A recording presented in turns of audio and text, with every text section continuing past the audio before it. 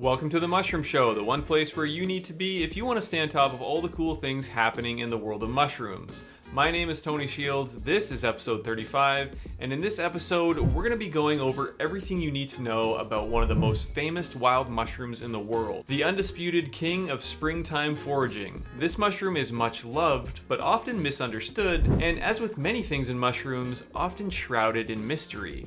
We're also going to be exploring some of the biggest and best mushroom festivals and events that take place every year, including a new event kicking off in California this year that looks super cool. We'll be chatting with event organizer and head cultivator at Far West Fungi, Kyle Garrone, about it all. So if you like mushrooms, if you like the Mushroom Show, please go ahead and hit that like button. It really helps the channel grow, helps to get out to more people. And if you want to see future episodes of the Mushroom Show, make sure you go ahead and hit that subscribe button as well. Let's jump into the show.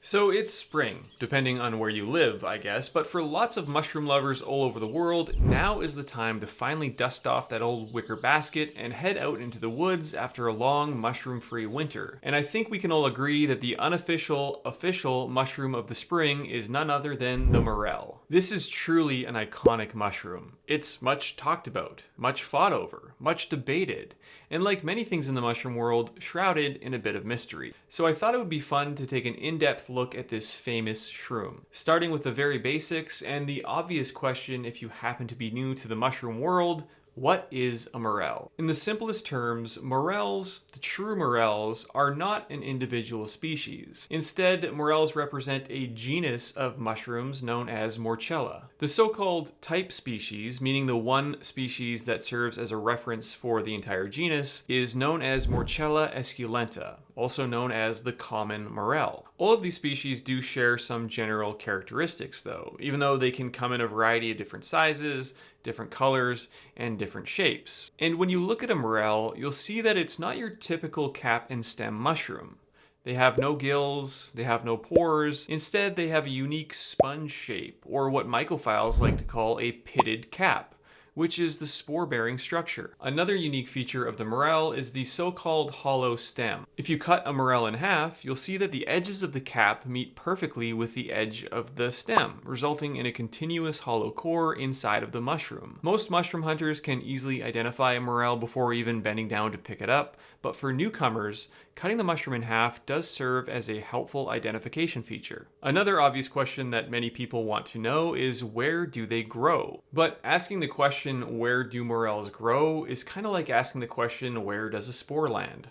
Everywhere and nowhere at the same time. Here's what I mean by that. They do grow on every continent across the world except for Antarctica. But as anyone who has ever gone out specifically looking for morels knows, they can be quite elusive, while at the same time sometimes popping up in the most unexpected and in-your-face places. For example, where I live in Alberta, I spent basically every single spring scouring the forests around me looking for morels, and most of the time came up completely empty-handed. Until one day, quite unexpectedly, I found a massive patch of them growing in some wood chips mere steps from my front door. So basically, because they do grow all over the place and there are so many different species, it's hard to pin down exactly where they will be found. In general though, they often grow in relation to hardwood trees, near riverbanks and semi-open slopes. They're often found in old orchards, like an abandoned apple orchard for example. Certain morels are also commonly found in burn sites in mountainous regions. So the spring after a fire has ripped through an area and destroyed all the trees,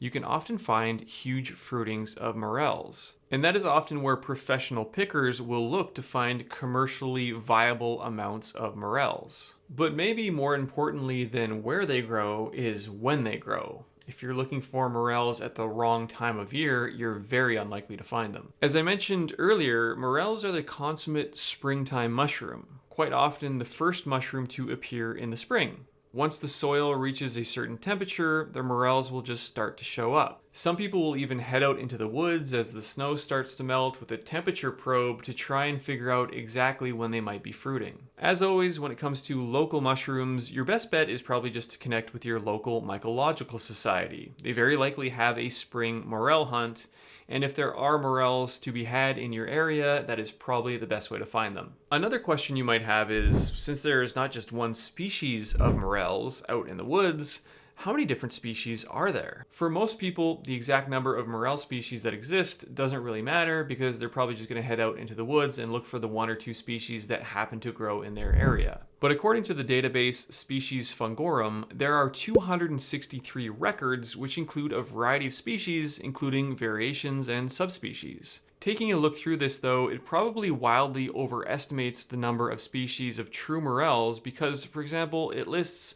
Morchella bohemica, described in 1828, which we now know is not Morchella, but is actually Verpa bohemica, which is a totally different genus. Some of the more notable varieties, though, are Morchella esculenta, which we mentioned at the top. Now, this is, again, the type species for the genus, also known as the common morel, but sometimes called the yellow morel. There's also Morchella elata, which is known as the black morel because of its darker appearance and somewhat black lines on the pitted cap.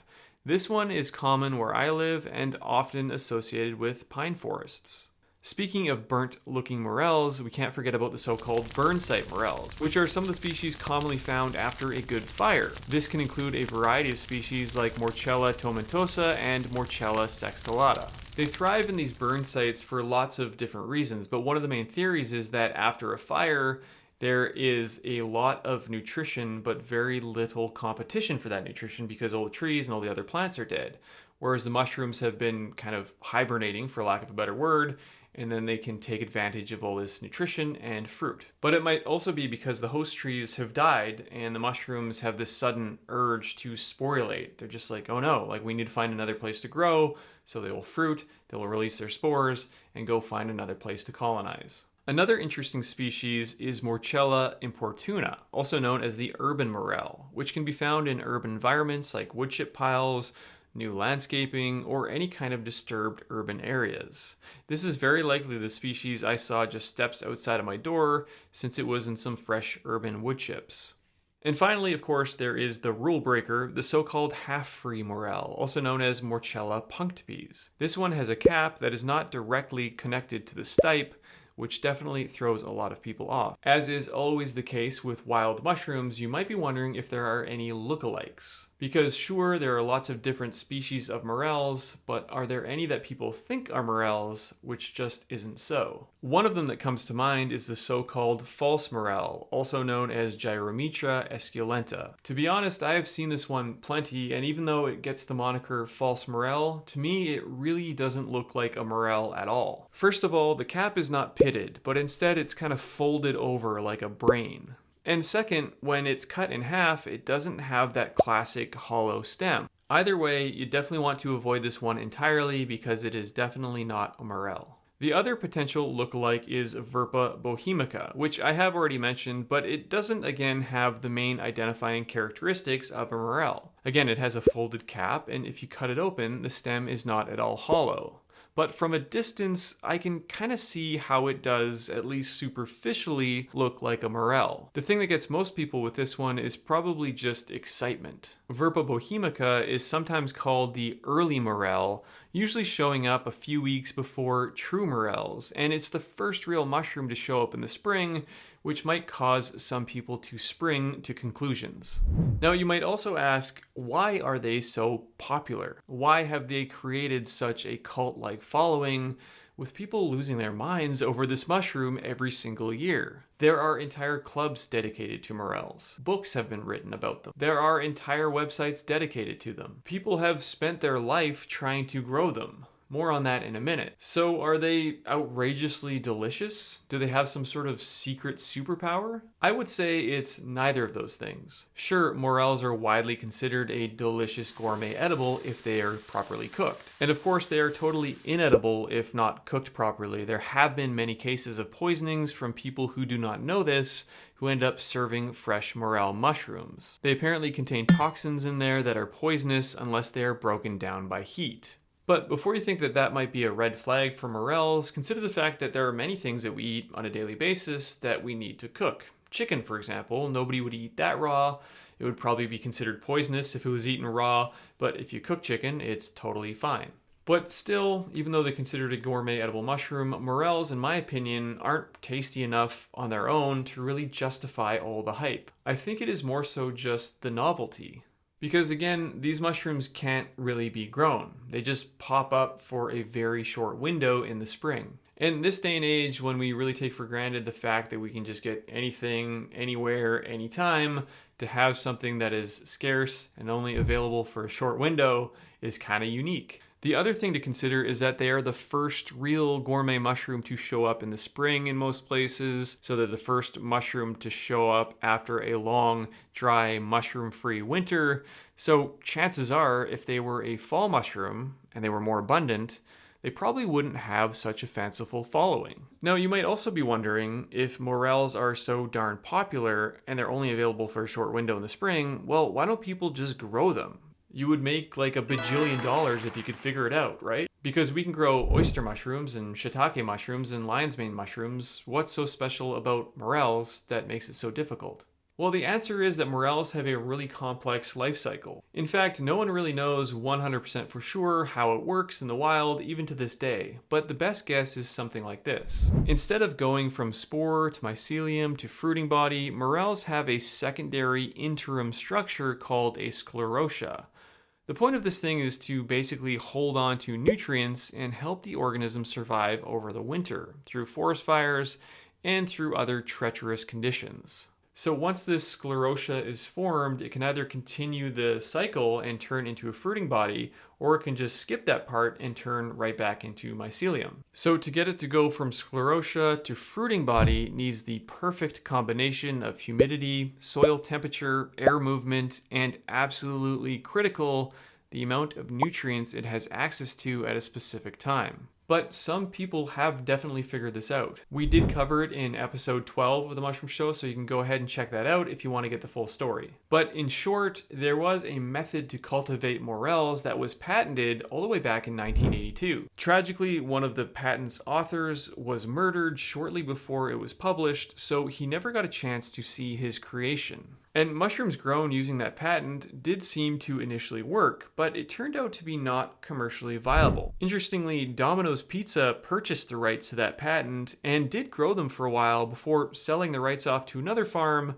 which also eventually shut down. It's a pretty wild story, and it does kind of make you realize that perhaps growing morels might not be a path to riches. Even though they are highly sought after in some circles, the overall market size of such a niche mushroom is still pretty small. Still though, efforts to cultivate them en masse have continued and more recently seem to be having much more success. I wouldn't be surprised at all if in the near future we start to see cultivated morel mushrooms for sale at the grocery store. So what makes the morel so special? Well, I guess it's kind of different for everybody.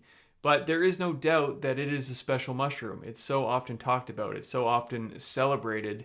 And I guess for me, it's kind of hard to explain, but it's just one of those mushrooms that I knew about even before I really got into mushrooms.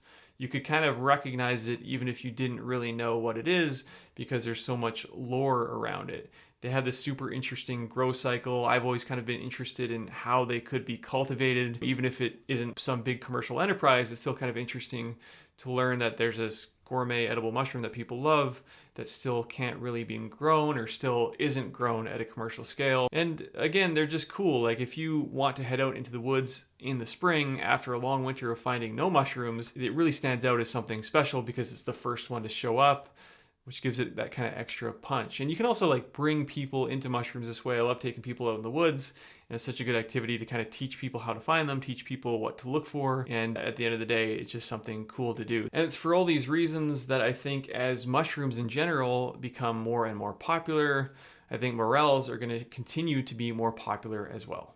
This episode of The Mushroom Show is brought to you by FreshCap Mushrooms, pure and powerful mushrooms to help you achieve your health goals. Choose from top functional mushrooms like the wildly popular lion's mane, also known as the brain mushroom, the more classic defender and beta-glucan powerhouse turkey tail, or have it all with the ultimate mushroom complex, which contains an equal blend of top functional mushrooms, including lion's mane, turkey tail, cordyceps, maitake, chaga, and reishi. Available in powder form that can easily be added to smoothies or your morning coffee, and also available in convenient capsules. So if you want to get mushroom powered, simply search for FreshCap on Amazon or head over to freshcap.com to get yours. Let's get back to the show. On to our next segment. Now, back in 2018, I went on a mega mushroom tour across the US and Canada. I wanted to visit mushroom farms, famous mushroom spots, and meet some of the coolest people that were making mushrooms a big part of their lives. And I really thought that I was probably one of the few people in the world that actually cared about mushrooms enough to go make that trek. And in 2018, although it only seems like a few short years ago, it was a totally different world. Like since then, so much has happened, so much has changed in the mushroom space. The rate of change has been absolutely crazy. But yeah, 2018 was a completely different time. So it might not seem that crazy at all today, but back then I really did feel like I was kind of alone in this pursuit. That was, of course, until I drove up into the mountains of Colorado for my first visit to the Telluride Mushroom Festival. Now, for those of you who have never been to the Telluride Mushroom Festival, I encourage you to go watch episode 20 of The Mushroom Show, where I visited the 2023 festival to try and give you an idea of exactly what it's like. Basically, it's a multi-day mushroom extravaganza that takes place high in the mountains of Colorado and involves things like foraging, lectures reporting on the latest scientific news, workshops on everything from growing mushrooms to tie-dye, late night mushroom parties, and of course the famous mushroom parade. And just when you think that, okay, maybe there is one event in one of the most beautiful locations in the country that can attract mushroom lovers for a weekend, surely that has to be an isolated event. But that's not the case at all. Telluride is in fact just one of the many mushroom events that takes place throughout the year. For example, there is the Kennett Square Mushroom Festival. This event has been going on for almost 40 years. Kennett Square is the so-called mushroom capital of the world, but might be better summarized as the button mushroom capital of the world or the agaricus cultivation capital of the world, because that is what's going on there for the most part. This small region of Pennsylvania is responsible for growing hundreds of millions of pounds of button mushrooms every single year and has been doing so for a very long time.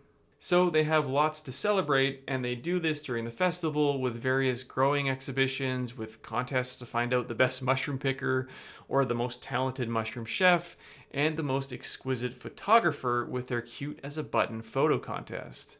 I've never personally been to this event, but it definitely seems like a pretty fun and enriching event for people who love mushrooms. There is also, of course, the North American Mycological Association's annual foray. This is an annual mushroom foraging event that allows mushroom enthusiasts a place to hang out with other mushroom lovers and scratch the foraging itch. But it also acts as the perfect event to learn about wild mushrooms and how to identify them from local experts in different areas. Even better, having an annual foray event where people who are really familiar with mushrooms are heading out into the woods in a different place every year and kind of thoroughly cataloging the different species that grow there, keeping a record of all the different species that grow at different times. This provides a very valuable contribution and much needed information to the mycological record. The NAMA annual foray takes place in a different location across North America every year, and has been since the first event in Portsmouth, Ohio in 1961. In my opinion, there really is no better way to learn about how to identify mushrooms in a certain location than by joining an event like this. Even if it's not with a NAMA annual foray,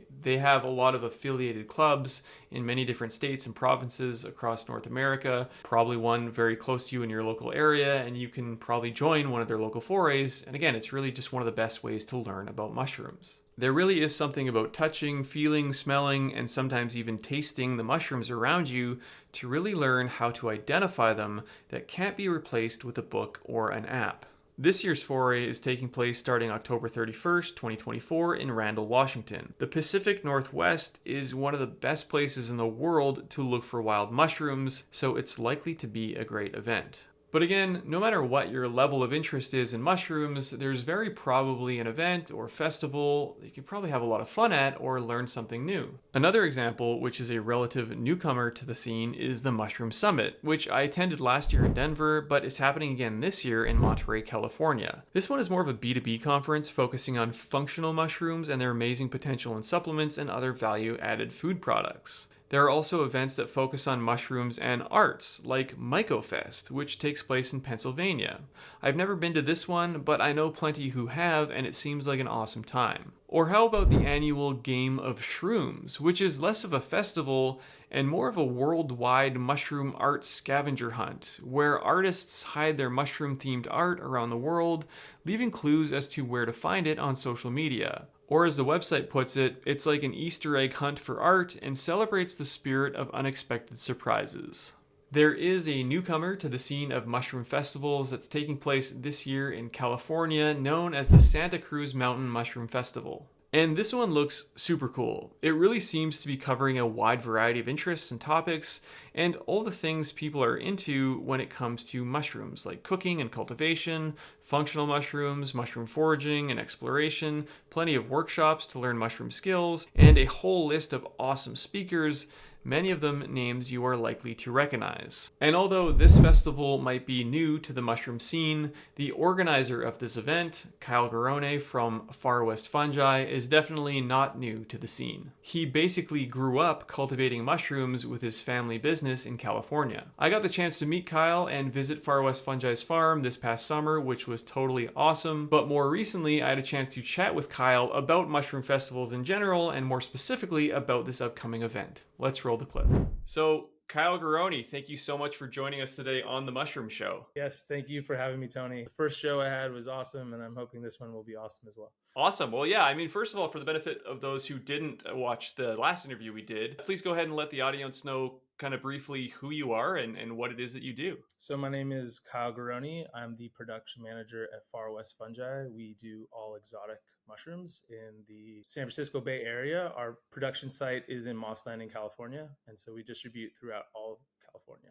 Awesome. So, and yes, I got a chance to visit your farm. It was super, super cool to see. Love everything you guys are doing down there.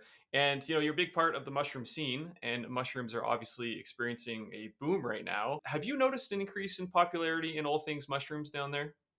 Definitely, yes. All things mushrooms. I mean, we've been in this industry over 40 years, been growing mushrooms, and just in the last, I would say, during the pandemic, but even before the pandemic, we just saw the interest in mushrooms. And I think, when people learn about mushrooms and how amazing they are, I think it just inspires them. And I think it's something that, at least in the United States and maybe just North America in general, has been missing. I think traditionally we've been a little bit microphobic. And I think just like unlocking that kind of knowledge has just really inspired others and how it can affect people from food and all aspects of their lives.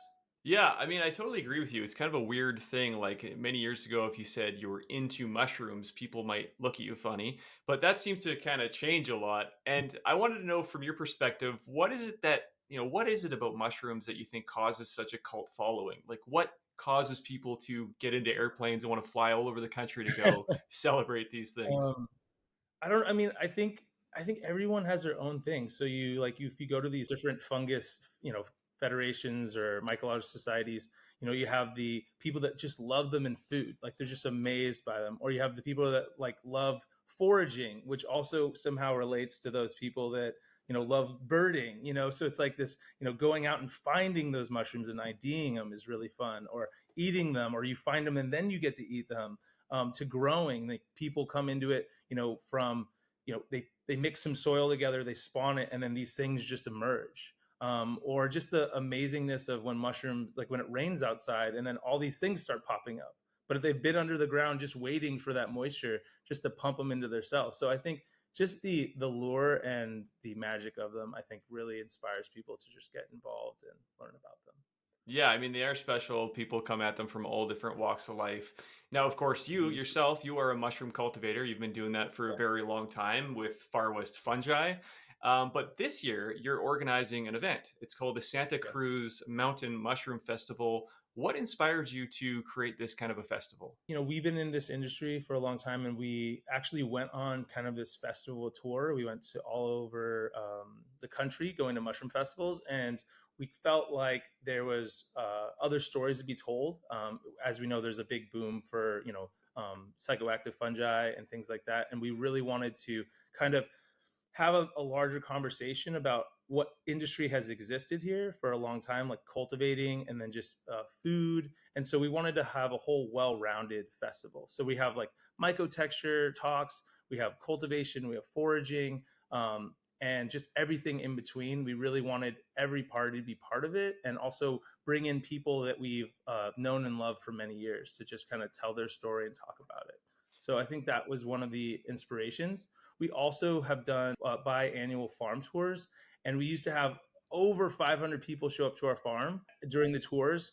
And so because of that, we shut that down during the pandemic, and we're just kind of afraid if we did a mushroom tour now with the mushroom excitement that it would just be totally overwhelming. And so we wanted to offer this also to our customers to come out and experience mushrooms, cultivation, DIY workshops, everything in between. That's awesome. Um, And yeah, that's a really good point. I mean, I think if you just opened up a mushroom tour nowadays, you might be a little overwhelmed. But I mean, people yeah. love festivals, people love events. There are some other Mhm, events that are pretty well known around the country, mhm, such as Telluride and some of the other ones we talk about. mhm. But in what ways would you say the Santa Cruz Mountain Mushroom Festival is different than some of the other festivals around the country? This one, is situated in the Santa Cruz Mountains. So you have like the Bay Area's right there. And so we're a little bit, I would say, accessible than some of the other ones. Like Telluride's kind of a trek to get there.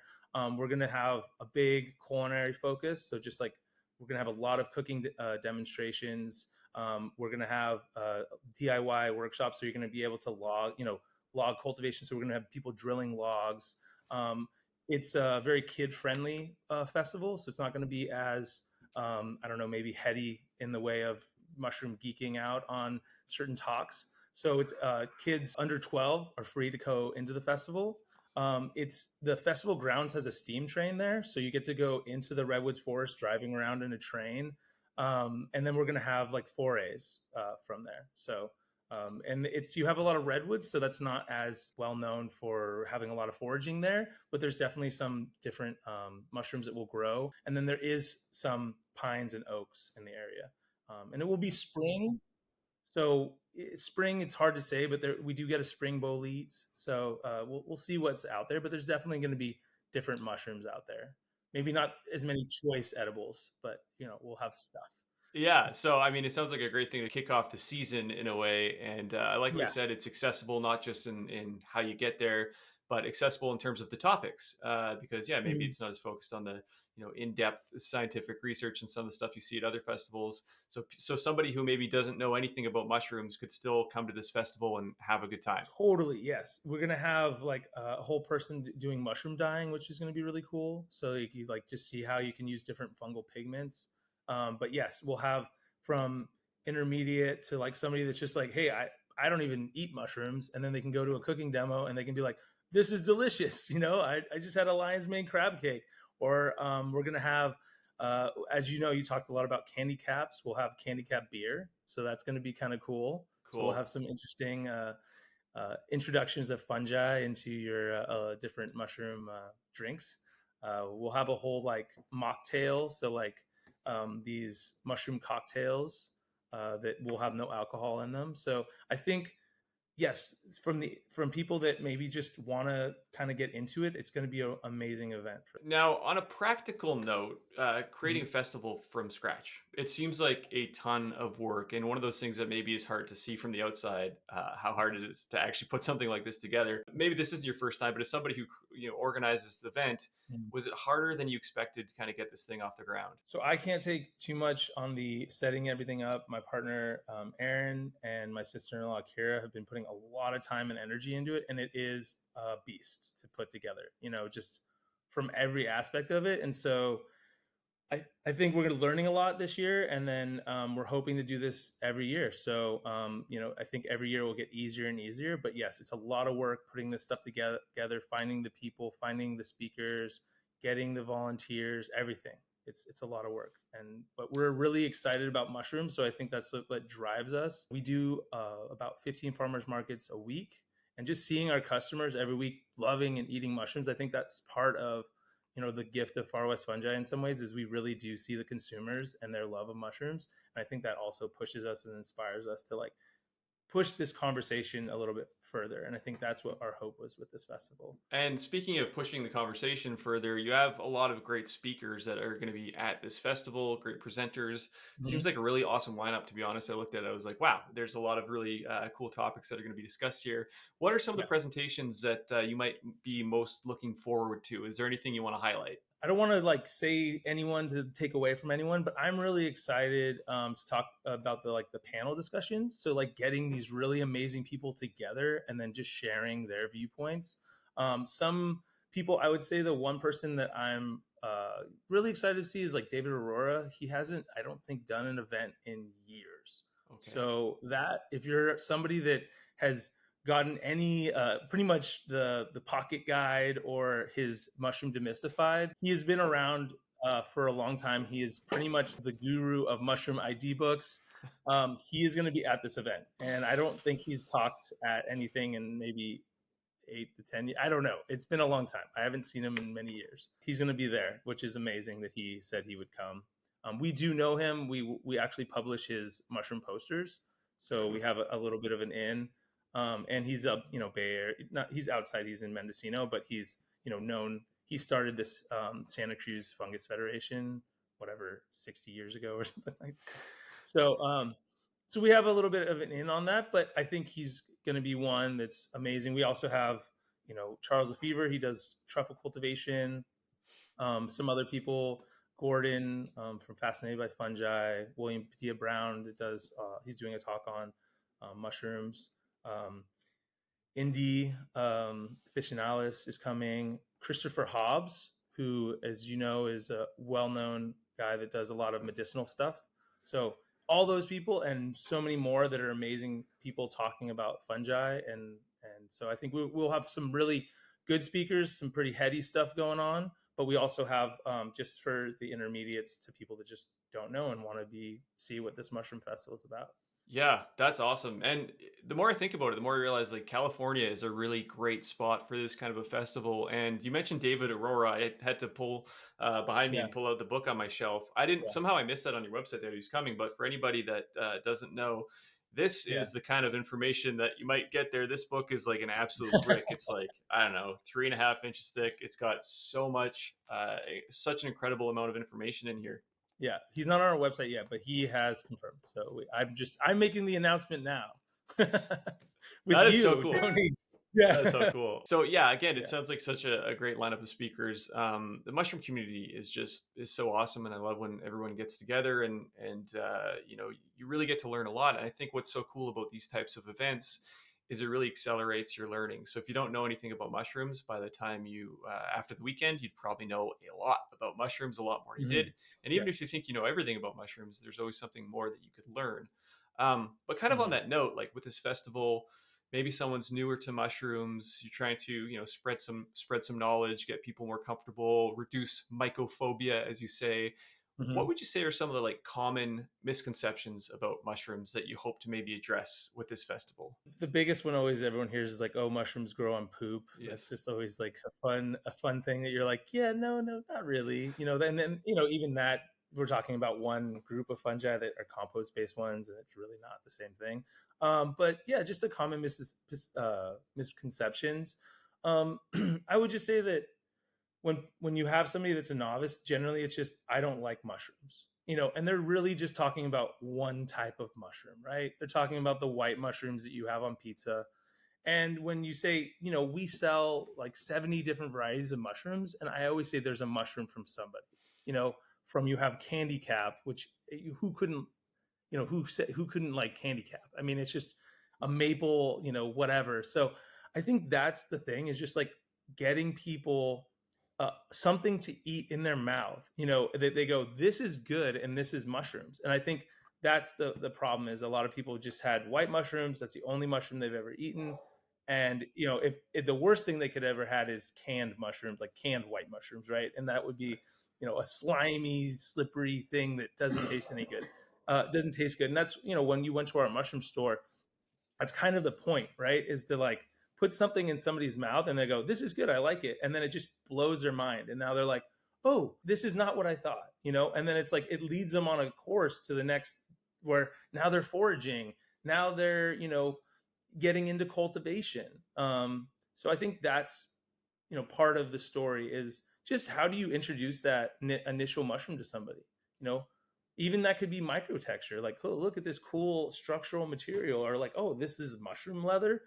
Just to blow somebody's mind for a second, just totally changes what, like, and puts them on a different level of, respecting fungi in their everyday life. Yeah, I think just, you introduce somebody to one aspect of mushrooms and it can really take them down a journey, right? Yeah, And totally. I, Right, I bet a lot of people who go to these events once end up going again and again and again because they realize, hey, this is pretty right. cool. This is something I Yeah, definitely want to learn about. the kids are part of it too. Is you get a kid interested at whatever age, and then next thing you know, they're a mushroom farmer or something. That's such a It's good like point. that's just part of it. That's part of it. Seeing that as a kid, going to a mushroom event and making a kids kit, growing mushrooms on newspaper, and just taking that home, or plug in some logs, and then you put something in your backyard, and mushrooms pop out of it. It's amazing. Yeah, no, mushrooms are perfect for kids because, as you mentioned, like when they're growing, they grow so fast. You can almost watch them grow, right? Every day you could run downstairs and see how the mushrooms are growing. But also, they seem to just be really good at foraging. I don't know if it's because they're more interested in Oh, looking at stuff or they're closer to the ground or whatever, but they spot closer stuff. to the ground. Yeah. Oh yeah. Morel picking. When I was a little kid, my parents would bring me, and it was like we would always find all the morels, and it was just like we're close to the ground. I don't know. We're just, kids are great at it. Yeah, and if you imprint that Yeah. into their brain, the earlier, the better. Yeah. They'll be morel mushroom hunters Right. for life. Yeah, Oh yeah, and then you get all the morels you need. Just get your kids on it and just sit back. exactly. Let the mushrooms raise your children. Just hang out, and they'll run around the forest finding mushrooms. That's perfect. No, I'm super excited about this event that's going to happen. Is there anything else that you want to share about the upcoming festival that we didn't get a chance to talk about? I think just like we are going to be, working with the Santa Cruz Mycological Society, the San Francisco and Lily's Lighthouse, and then also the Girl Scouts, our local chapter, is going to be putting on the Kid Zone, the fungal Kid Zone. So I think just those are the people that are near and dear to us, and we want to make sure that that these organizations can still thrive and exist. That's awesome. Supporting the mushroom community. I love it. It's called the Santa Cruz Mountain Mushroom Festival. It's going to be taking place at Roaring Camp in Felton, California, May 4th to 5th, 2024. If you want to learn more, head over to scmmfest.com or just Google Santa Cruz Mountain Mushroom Festival. I'm sure you'll find it. Kyle, thank you so much for joining us today on The Mushroom Show. Thank you, Tony. It's been a pleasure yet again. So I hope you enjoyed that. You can definitely tell that Kyle lives and breathes mushrooms. He's very involved in the community, so it's super cool that he's setting up this event. Just another way to bring mushroom people together, another way to teach people about mushrooms, and another way to spread the spores. If you've ever been to a mushroom festival before, you know how much fun it is and how cool mushroom people are and how cool it is to hang out with everybody and share a passion for the fungi. So if that's something you're into, go ahead and check it out. And that's it for this episode of The Mushroom Show. Thank you so much for being here. Thank you so much for watching. Again, if you like mushrooms, if you like The Mushroom Show, it would mean the world to me if you could go ahead and hit that like button. It really does help the channel grow. And if you want to see future episodes of the show, make sure you go ahead and hit that subscribe button as well. Thanks so much for watching, and we'll see you in the next episode.